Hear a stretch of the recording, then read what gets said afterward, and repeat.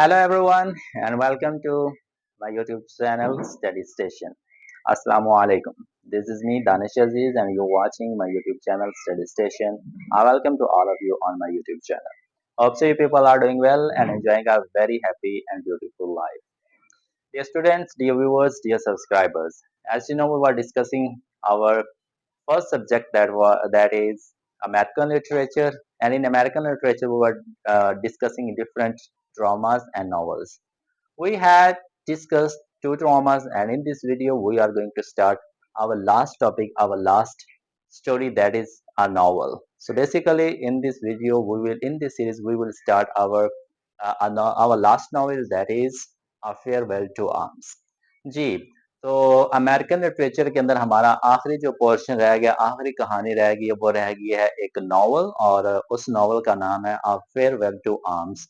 तो इंशाल्लाह इस सीरीज के अंदर हम अपने इस लास्ट स्टोरी को डिस्कस करेंगे। So basically we will cover this series as we were covering our last ones. जिस तरह हम पिछली वीडियोस को, पिछले लेक्चर्स को या पिछले ड्रामास को कवर कर रहे थे, इस नॉवल को भी हम उसी तरह से कवर करेंगे। In first video, we will discuss about biography. In our second video, we will inshallah discuss about the novel, and in last video we will cover the story. इस तरह से हम इस सीरीज को लेके चलेंगे, एक एक पार्ट के अंदर एक एक चीज को हम कवर करते जाएंगे। So in this video we will cover the writer's biography. तो इस वीडियो के अंदर हम जो नॉवलिस्ट है जिसने इस नॉवल को लिखा है, हम उसकी हालात जिंदगी के बारे में पढ़ेंगे। So let's get started. तो a farewell to arms is written by Ernest Hemingway. जी, इस नॉवल को जिसने लिखा है उसका नाम है अर्नेस्ट हेमिंगवे। अर्नेस्ट हेमिंगवे के बारे में आपने चार चीजें पहले अच्छे से जहन में बिठा लेनी। पहली चीज, he is one of the greatest novelist in 20th century. 20वीं सदी का जो सबसे अजीम, सबसे बड़ा, सबसे शानदार नॉवलिस्ट समझा जाता है वो अर्नेस्ट हेमिंगवे समझा जाता है, पहली चीज। दूसरी चीज, he is one of the finest short story writer. आप शॉर्ट स्टोरीज भी पढ़ते हैं, हम एक सब्जेक्ट को ये भी डिस्कस कर रहे हैं। जो सबसे कमाल का, फाइनेस्ट, सबसे खूबसूरत अंदाज में लिखने वाला जो शॉर्ट स्टोरी राइटर है, वो 20वीं सदी का अर्नेस्ट हेमिंगवे समझा जाता है। ये दो चीजें। Number 3, he was a sportsman. आपने कभी ये नहीं सुना होगा कि जो राइटर है वो इन चीजों के अंदर इंडल्ज होते हैं। सो बेसिकली अर्नेस्ट हेमिंगवे को जो स्पोर्ट्स थी, स्पोर्ट्स से बहुत ज्यादा मोहब्बत थी। So he was too much obsessed with sports. And the last thing, he was a journalist as well. जी, तो इसका सबसे जो अहम कारनामा है वो जर्नलिज्म के अंदर ही पाया जाता है। So basically these are the 4 basic things जो आपको इस राइटर को पढ़ने से पहले पता होनी चाहिए। ये 4 चीजें आपको समझ आ गई होगी उम्मीद है। और इसके अलावा आपको 3 और चीजों का पता होना चाहिए इस राइटर के बारे में। That he was the fond of fishing, he was the fond of hunting, and he was the fond of camping as well. जी, तो ये एक सियाह के तौर पे आप जो कह सकते हैं कि सैर विजिट किया करता था, और उन जगहों पे जाके हंटिंग करना, कैंपिंग करना और फिशिंग करना इसको बहुत अच्छा लगा करता। तो इस तरह की जो ज़िंदगी थी ना, इस राइटर की हमारे सामने आती है। सो अब हम तरतीब से इसकी ज़िंदगी के बारे में पढ़ रहे थे कि इसकी ज़िंदगी के अंदर कौन-कौन से वाक़यात हुए थे। सो ladies and gentleman, Ernest Hemingway was born in 1899।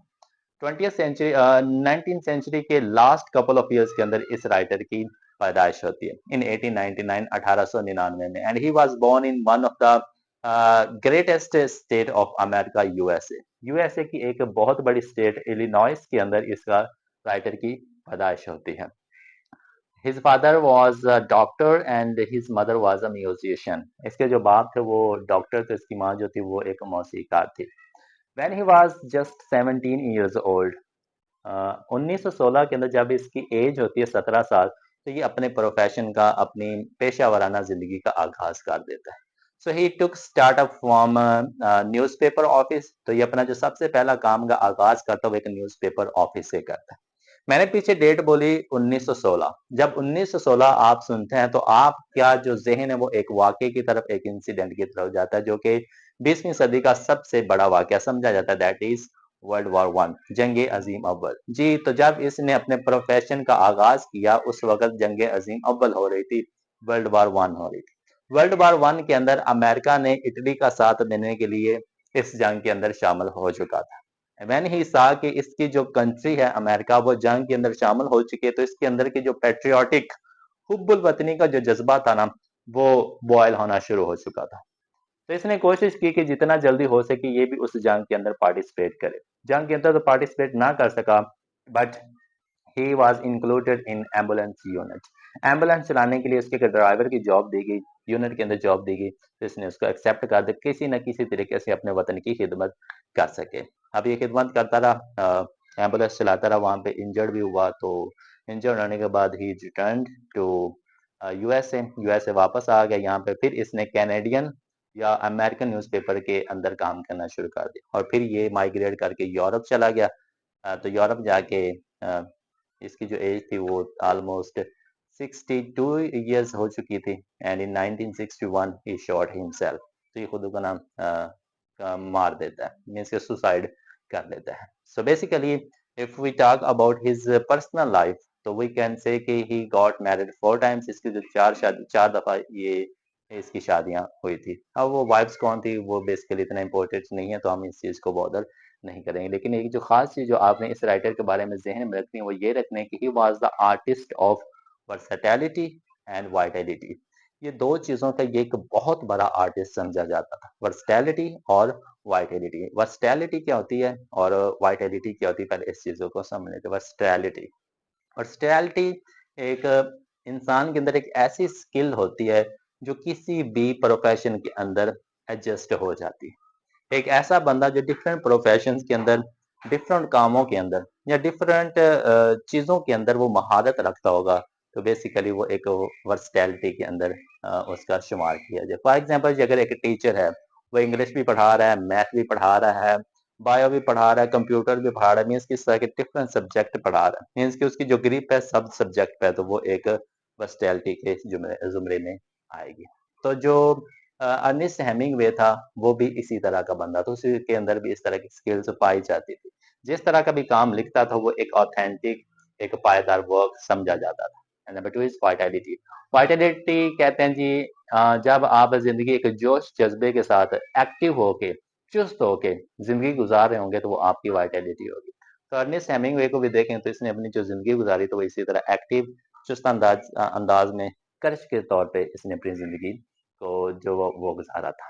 तो यही जो चीज़ें हमें आर्टिस्टिकली देखने को मिलेंगी वो इसके इस नॉवल के अंदर देखने को मिलेंगी, फेयरवेल टू आर्म्स, क्योंकि ये एक 20th सेंचुरी का बहुत बड़ा नॉवल समझा जाता है। एक शाहकार के तौर पे भी इसको लिया जाता है। So basically this is all about his biography. इसकी बायोग्राफी की ये जो शॉर्ट्स ही है, लेकिन एक पायदार के तौर पे आप इस बायोग्राफी को ले सकते हैं। So this is all about our first video. इंशाल्लाह हम अपनी नेक्स्ट वीडियो के अंदर मिलेंगे, इस नॉवल के रिलेटेड जितनी भी चीज़ें हम इंशाल्लाह डिस्कस करेंगे। तब तक के लिए thank you so much. Have a nice day to all of you.